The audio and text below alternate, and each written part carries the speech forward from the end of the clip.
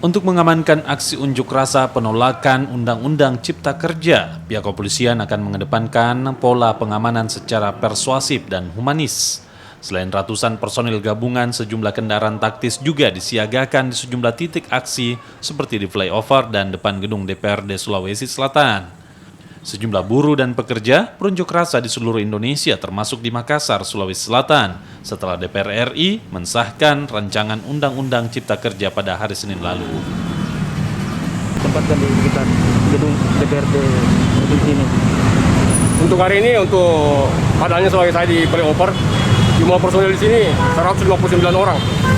Itu terdiri dari Reskrim Polda, Sabara Polda, Sabara Poltabes, dan juga dari Damkar. Itu jumlahnya 159 orang di flyover.